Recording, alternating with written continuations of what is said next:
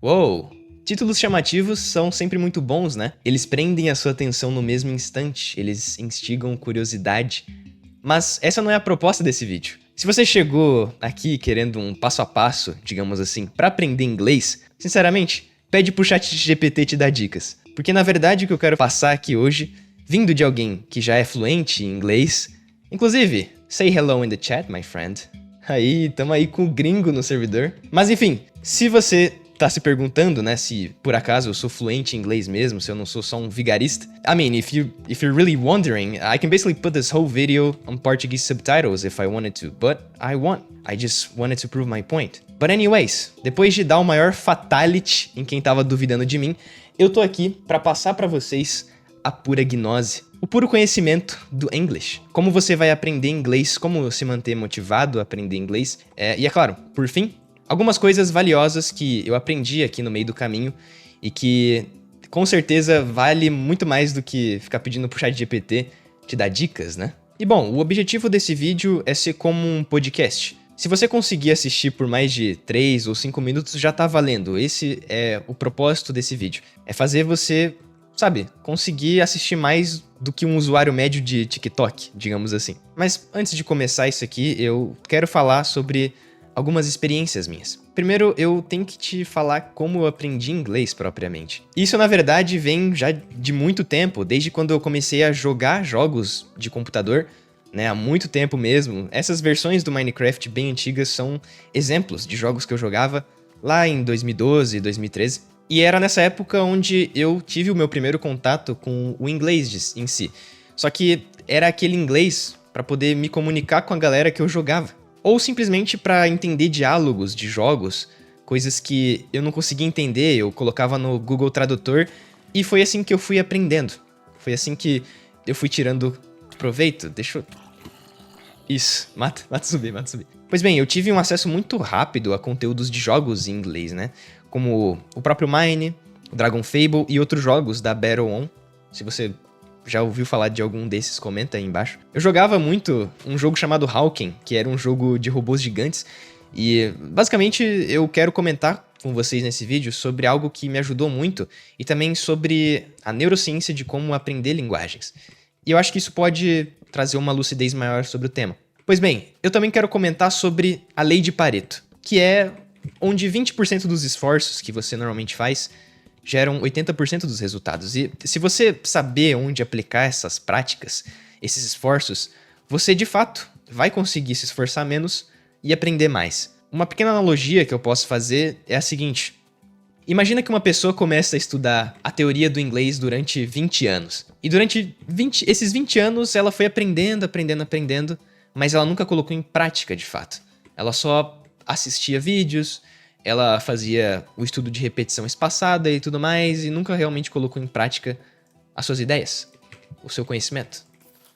Nossa, o Creeper bugou muito. Como eu ia dizendo, uma pessoa que ficou todo esse tempo só na teoria, eu tenho 100% de certeza que não tem nenhuma comparação com uma pessoa que ficou 20 anos na prática, conversando com pessoas em inglês de fato, conversando nos Estados Unidos, uma pessoa que teve o inglês nativo, por exemplo. E a razão disso, na verdade, entra na lei de Pareto.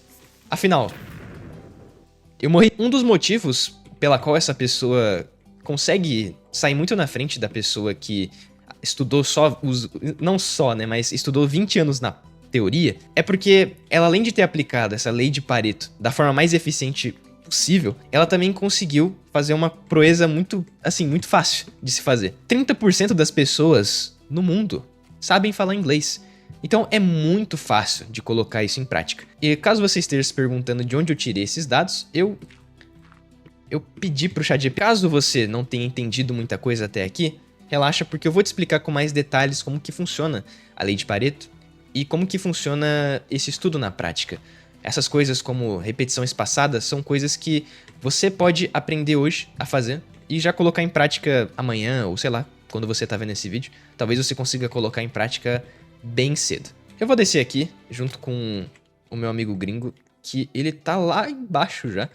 E eu vou começar a falar aqui um pouco sobre um artigo que eu li recentemente. Eu tirei esse artigo do Journal of Neuroscience, que é o jornal das neurociências. E esse artigo, basicamente em inglês, ele se chama assim: Learning a Foreign Language in Adulthood Using Principles of Neuroscience. Agora, caso você não tenha entendido nada, basicamente está se referindo a o aprendizado de línguas estrangeiras durante a fase adulta, usando princípios de neurociências. Depois de analisar esse artigo, o que eu pude perceber foi o seguinte: existem conhecimentos de neurociências que se aplicam exatamente como a lei de Pareto se aplicaria no mundo real. E a lei de Pareto, na verdade, vem de um cara chamado Pareto. Eu não sei o primeiro nome dele, mas enfim, esse cara, ele era um economista. E ele dizia que 20% dos esforços em alguma coisa ou em alguma aplicação econômica resultaria em 80% dos resultados financeiros. Ou alguma coisa assim, tá? Eu aprendi isso há um tempo e eu não tô com vontade de ficar pesquisando. E acontece que, para aprender inglês, ou para simplesmente aprender qualquer coisa, você pode aplicar esse princípio. Hey man, thank you. Thank you so much for the art. Oh, redstone. Oh, thank you. Thank you, my friend. E basicamente, você consegue aplicar esses princípios em qualquer vertente do conhecimento humano, você consegue aplicar isso, porque funciona com quase tudo. E aqui estão, então, os conceitos-chave desse artigo que eu acabei lendo e que eu posso passar para vocês nesse vídeo, para que vocês consigam aprender inglês da forma mais eficiente possível. Primeiro, ele fala o seguinte: aos 12 anos de idade, é crucial mudarmos o uso da nossa memória declarativa para a memória processual. Oliveira, o que é a memória declarativa? É basicamente a memória que a gente tem, que é relacionada a fatos e eventos que podem ser conscientemente recordados, ou coisas que acontecem no cotidiano. Tipo, eu acordei atrasado pra escola. Ou ontem eu assisti a um jogo de beisebol. Sei lá, um jogo de rugby. Eu nem sei, o que os gringos assistem? Eu não sei. Futebol. Sei lá. Mas enfim. São memórias facilmente formadas, mas também facilmente esquecidas. Elas são armazenadas na parte externa do cérebro. American Football. There we go. Elas são armazenadas na parte externa e tem o hipocampo como principal região responsável dessas memórias. Já a memória processual, ou não declarativa, né, para você lembrar com um pouco mais de facilidade, é aquela memória relacionada a técnicas, hábitos, comportamentos e aprendizados emocionais. Exemplos, vamos supor que você aprende a tocar um instrumento, ou quando você aprende a andar de bicicleta, ou quando você aprende pela primeira vez a amarrar um cadarço com, sei lá, o seu irmão ou o seu pai te ensinou a fazer alguma coisa assim. Esse tipo de memória é bem duradoura. E um dos principais requisitos desse tipo de memória é basicamente a repetição. Quanto mais você repete alguma coisa, quanto mais você se esforça para aprender a amarrar um cadarço, ou para aprender a andar de bicicleta, ou para fazer qualquer coisinha que envolva, né, um hábito, um comportamento diferente que você nunca aprendeu antes, mais essa memória fica presa na sua cabeça. E ela é armazenada na parte mais interna do seu cérebro, que é na amígdala. Então, o hipocampo e a amígdala, elas têm funções, assim, extremamente importantes dentro do campo da memória mesmo, mas a amígdala, principalmente, ela tem um papel muito importante no processamento emocional das memórias. Então, ela não é uma memória que requer constante recordação, sabe? Uma recordação consciente. Você simplesmente sabe fazer aquilo. Você não depende de uma memória fraquinha, você não depende de uma memória que, sei lá, você não recorda facilmente, sabe? Então, para você lembrar de uma palavra, como por exemplo, vamos supor que eu falo assim: Hi friends. A palavra friend provavelmente já tá na sua cabeça, porque você já viu muita gente falar essa palavra, você sabe que tem uma série chamada Friends, e aí você acabou pesquisando o significado, e aí você viu que o significado dessa palavra se referia à palavra amigos, e aí aquilo ficou tanto na sua cabeça que no final das contas você tem na ponta da língua sempre. Quando você pensa na palavra amigo, essa é a primeira coisa que vem à sua cabeça. E é aqui que entra a parte mais importante no contexto do aprendizado de inglês, que é basicamente você ter as coisas na ponta da língua. Nossa, tem um esqueleto vindo atrás de mim. E eu tô ficando com fome e não tá legal. Deixa eu subir aqui. Ah, tem mais ferro aqui. Nesse contexto de aprendizado de memória processual, esse artigo que eu li, ele enfatiza basicamente o seguinte: a sua língua materna, o português nativo que você sabe muito bem, é processada via memória processual. Isso é, de tanto você ouvir essas palavras, de tanto você acabar vendo na escola o professor falar de várias e várias coisas, e várias dessas palavras você se recorda muito bem. Nossa, ele tá tendo um progresso muito maior que eu. Eu tô só falando aqui, ele tá, tipo, correndo atrás, sabe? Que legal. Mas enfim, como eu ia dizendo.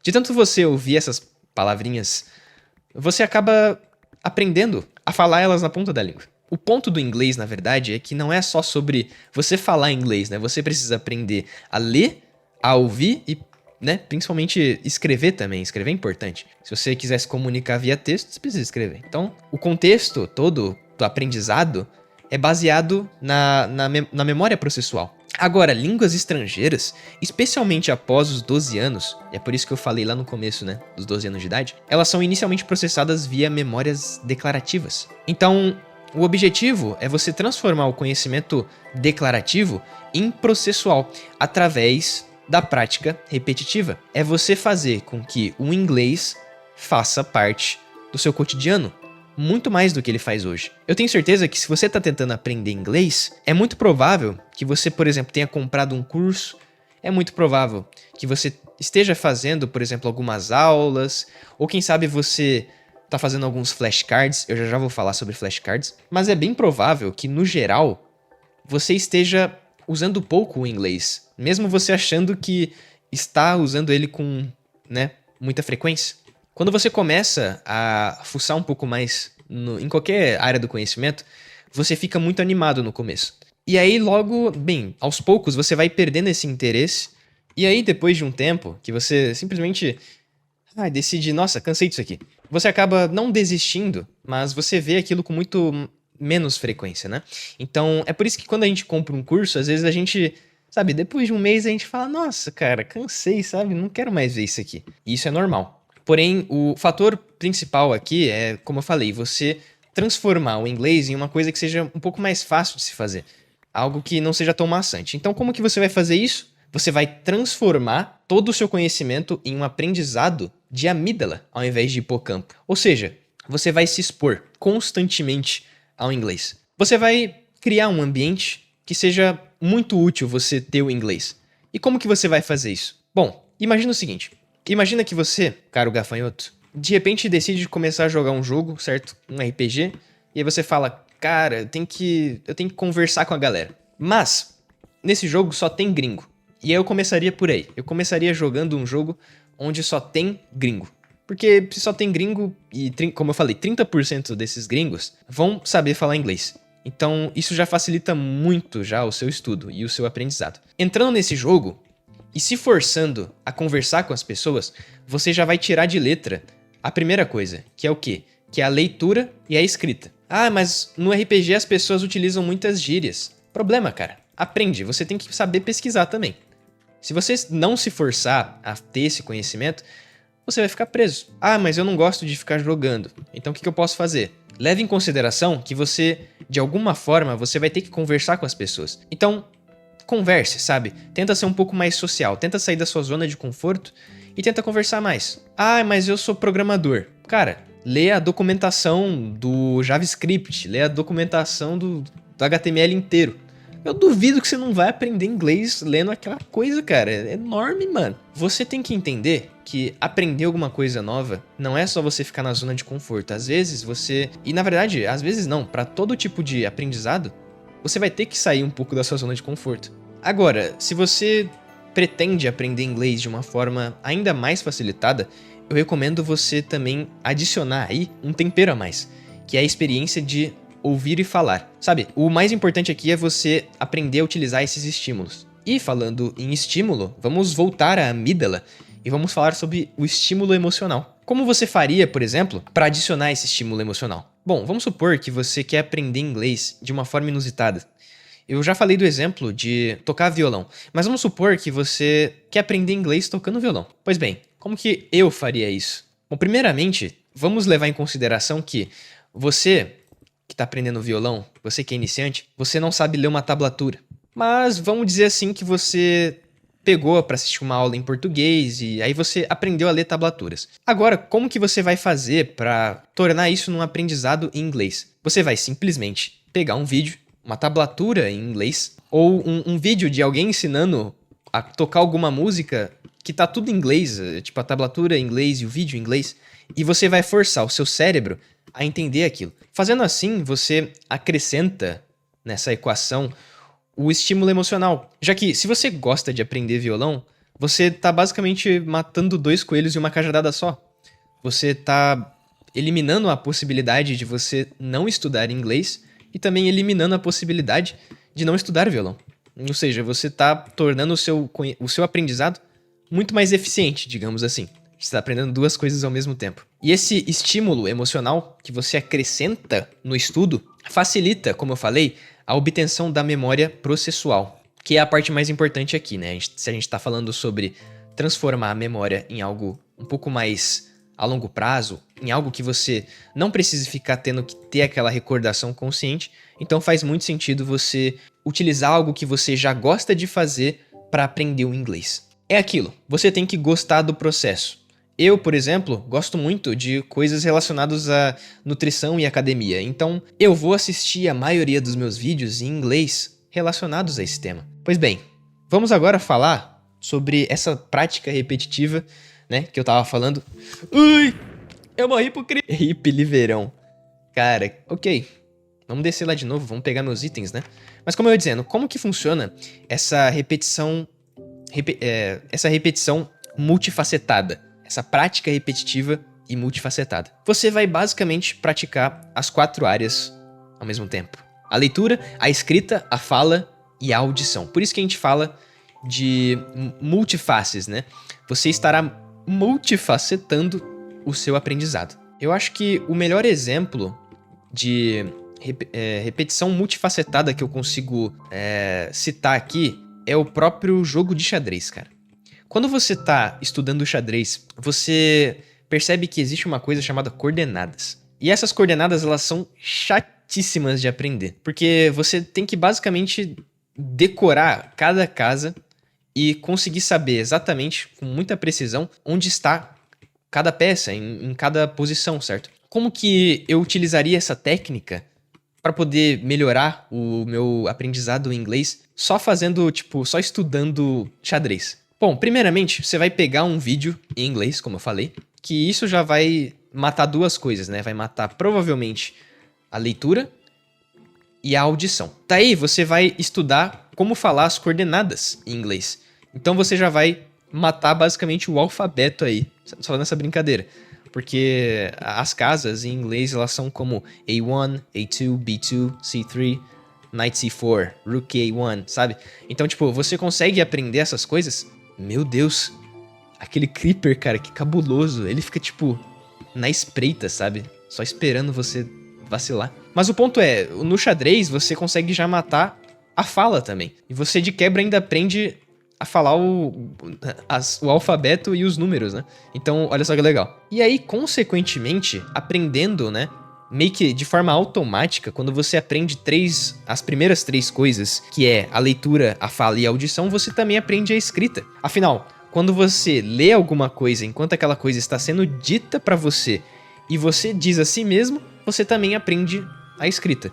E essa constante estimulação ativa todas as redes sinápticas, todas as redes neurais do seu cérebro, fazendo com que o estudo e o aprendizado seja 1000 vezes mais eficiente do que só ficar aprendendo inglês por curso ou só ficar aprendendo inglês assistindo músicas e coisas do tipo. Todos esses princípios neurocientíficos que eu falei, eles podem transformar radicalmente a abordagem do seu aprendizado a partir de hoje. E foi basicamente assim que eu aprendi inglês. Não foi porque eu estudei certinho o verbo to be, o past tense e não sei o que, e todas as regras gramaticais. Na verdade, eu troquei isso pela prática. É como se eu tivesse, né, eu tivesse 20 anos de prática mesmo versus uma pessoa que teve 20 anos de teoria. Entende? Na minha opinião, é muito melhor você ser consistente do que simplesmente fazer um estudo disperso. Ou seja, é muito melhor, como eu falei, você estudar ou entrar no seu jogo favorito durante 15 minutos do que ao longo da semana você só ter, por exemplo, entrar uma vez no jogo, ou estudar violão só uma vez e coisas do tipo, sabe? É muito melhor você ter essa prática constante.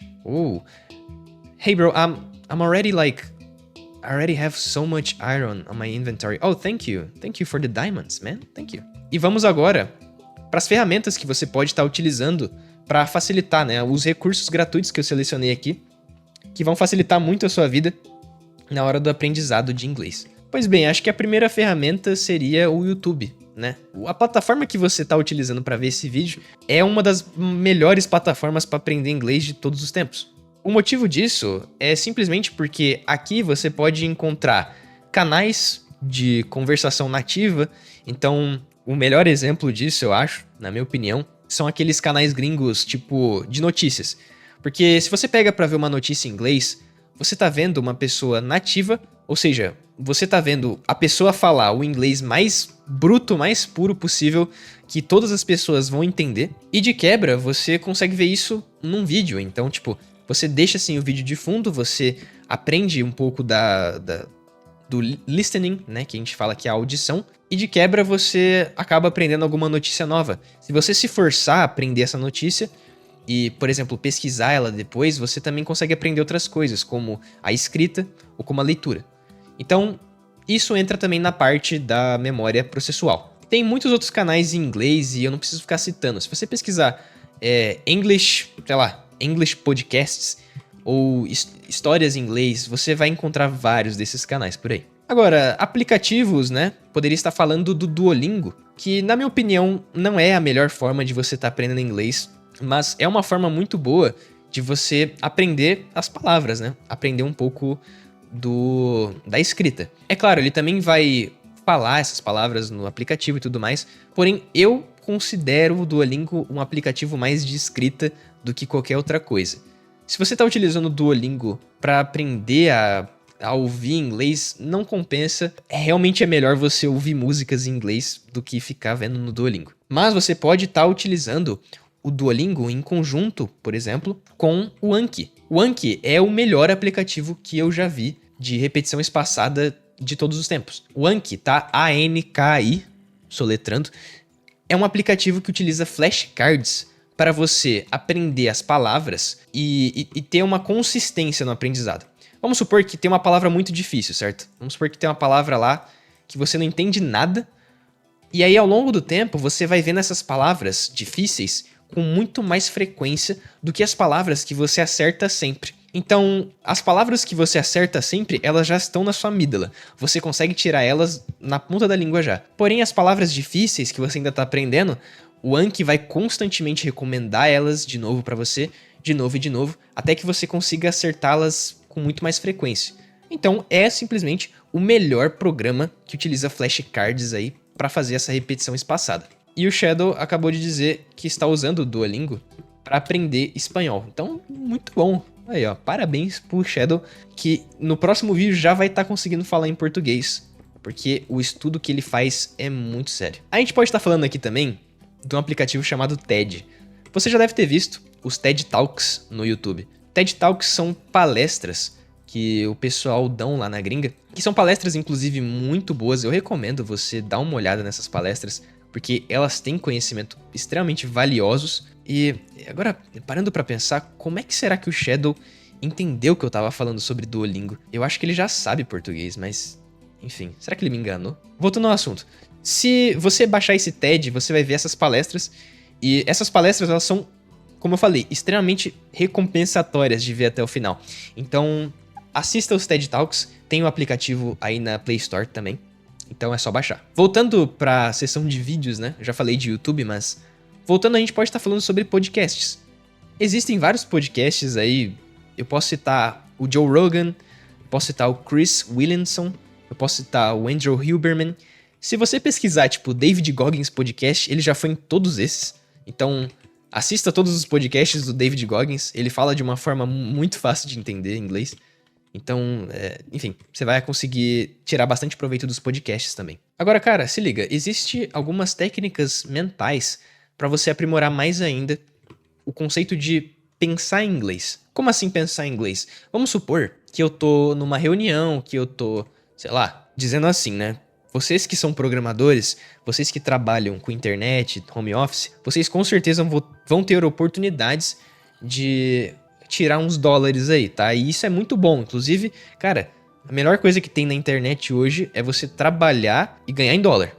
Então, assim, aprenda inglês para você conseguir ter um faturamento em dólar também. Vai te ajudar muito no seu lucro mensal. O que eu posso dizer é, vamos supor que você está numa reunião. Você precisa ter as palavras, como eu falei, na ponta da língua. Se você não tem um pensamento rápido em inglês, vai ficar muito difícil para você não só entender o que os caras estão falando, mas também saber o que você vai falar depois. Eu já contei para vocês isso no meu canal, eu acho, mas a primeira entrevista de emprego que eu tive na minha vida foi como programador front-end numa empresa chamada Clever Tech, que fica nos Estados Unidos.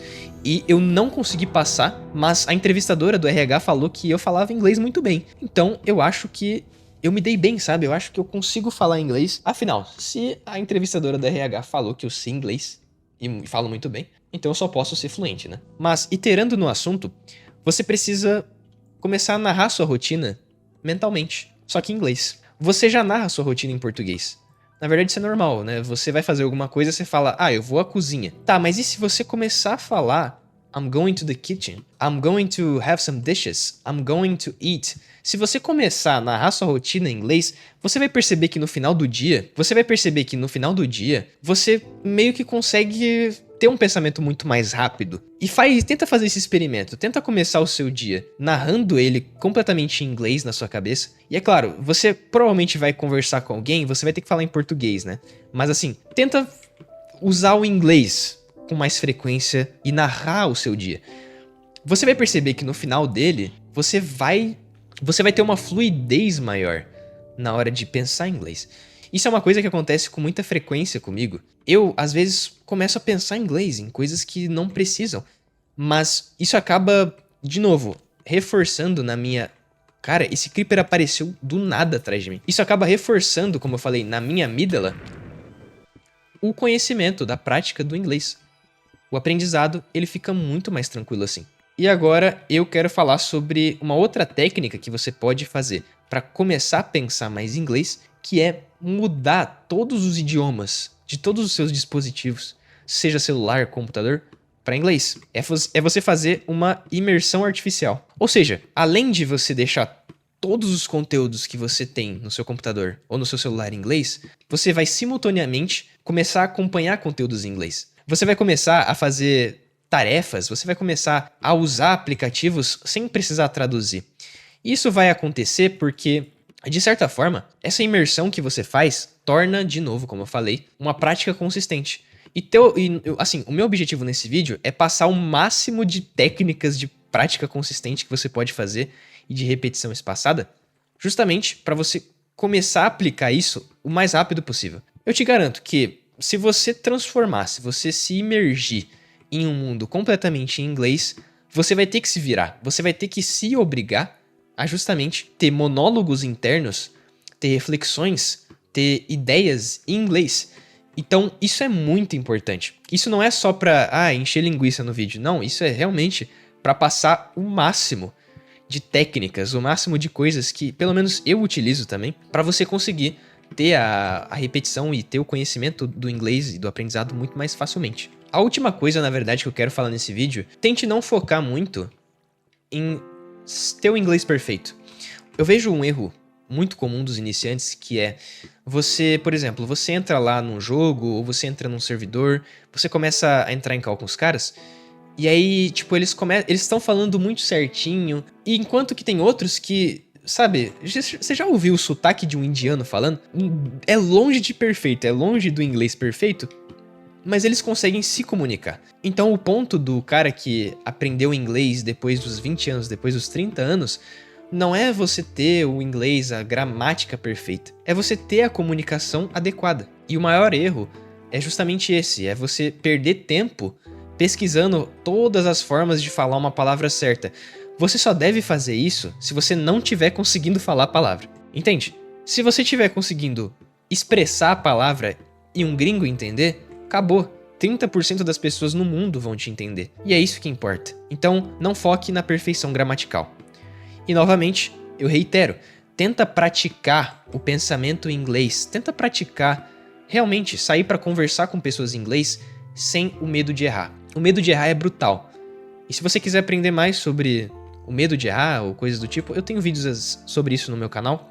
Se você tá aqui até o final é porque, bom, você gostou do conteúdo e é bem provável que você realmente precise disso. Então, nunca se esqueça de que eu tô sempre aqui no YouTube, segundas e quartas, gravando videozinhos pra vocês e fazendo o seu dia se tornar um pouco mais reflexível e um pouco mais filosófico também. No mais é isso, entra no meu grupo VIP do WhatsApp, lá eu posto um pouco sobre os bastidores e eu também falo um pouco sobre lançamentos e coisas, ideias, no geral, que eu tenho pro canal e pro futuro. Eu vejo vocês muito em breve e tamo junto, meus nobres.